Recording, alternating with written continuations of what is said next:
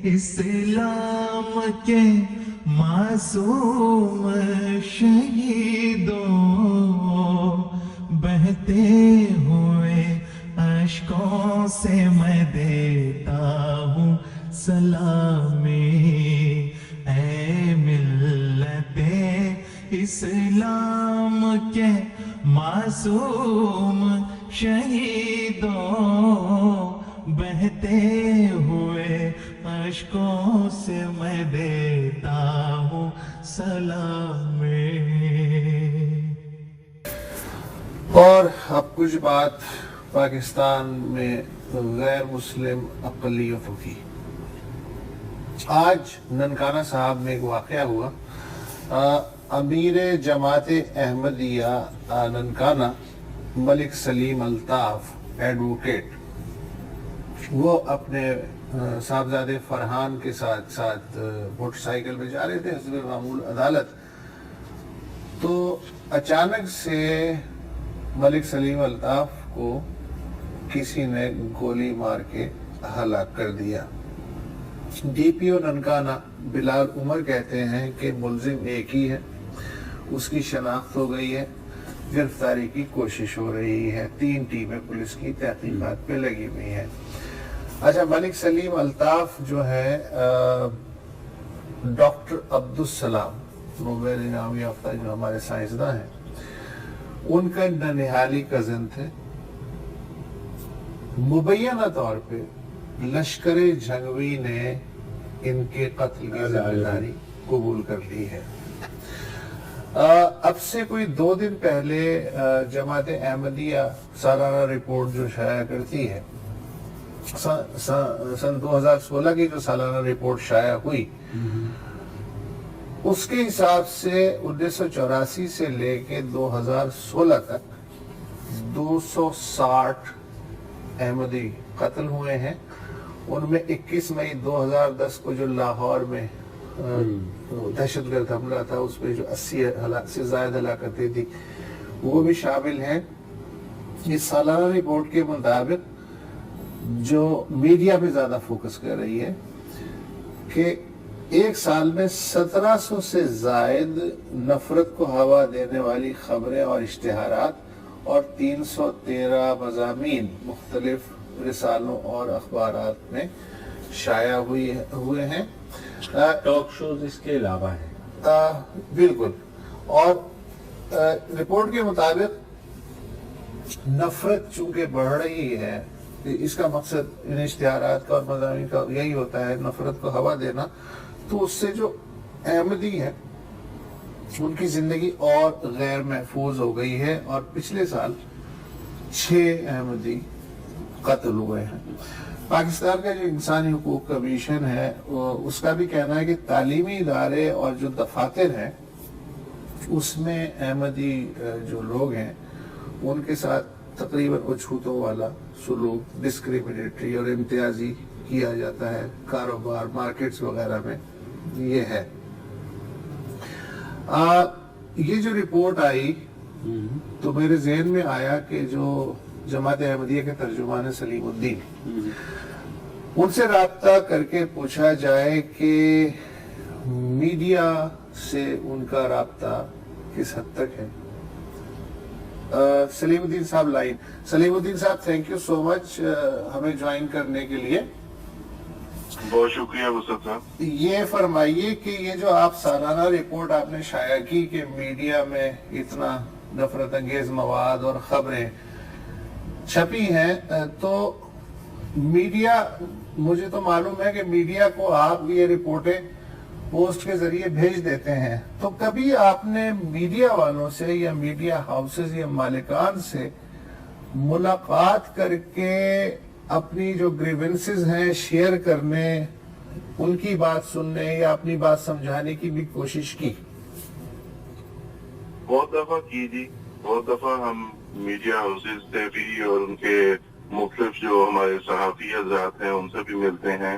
ہماری رپورٹس بھی ان کو ہر قسم کی جو پروسیکیوشن کی ہوتی ہے وہ باقاعدگی سے جا رہی ہیں، اور یہ منتھلی رپورٹ بھی جاتی ہے، اینول رپورٹ بھی جاتی ہے۔ اس کے علاوہ کوئی واقعہ ہوتا ہے اس کی پریس ریلیز اور خبریں भी हम उनको भेजते हैं।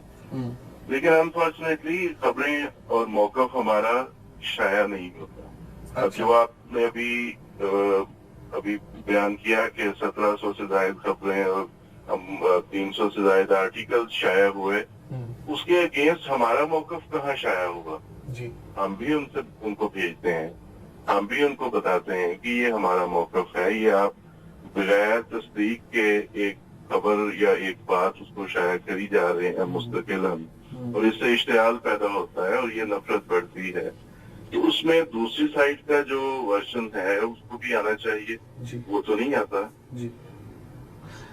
सलीमुद्दीन साहब, थोड़ा सा मैं इस पे फर्दर एलेबोरेशन चाहूंगा। गुस्सा साहब ने जो कहा और आपने जो जवाब दिया, मुझे ये लगा कि आपने इलेक्ट्रॉनिकली या खतूत के जरिए या इस तरह कोशिश की राब्ते की, मतलब इनफरादी तौर पर या इज्तिमाई तौर पर कोई ऐसे जाकर के न्यूज़पेपर एडिटर से आप लोगों ने मुलाकात आमने सामने हो जाए, ताकि थोड़ा सा जो कंसर्न है उसमें ज्यादा बेहतर तरीके से कन्वे हो सकता है, रादर देन जिस तरह प्रेस रिलीज के जरिए या अगर आप ईमेल करते हैं तो को हम ये रिपोर्ट खुद मिल के देते हैं।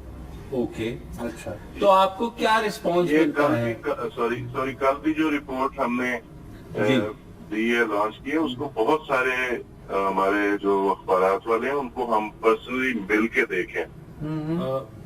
तो क्या रिस्पॉन्स है? हमारा रिस्पॉन्स उसका ये है कि आज आपने मेहरबानी है डॉन की कि आज आपने ये प्रोग्राम कर लिया है, वरना आप देख ही रहे हैं कि ये कल की लॉन्च हुई है और कितने अखबारात में आई है, ये तो आप भी अखबारात देखते हैं कि इस रिपोर्ट का जो सालाना है उसका जिक्र ही कितने अखबारात में करते। सही बात है, बिल्कुल सही कह रहे हैं। लेकिन मैं आप अगेन आज के भी जो वाकया हुआ है बिल्कुल अफसोसनाक है।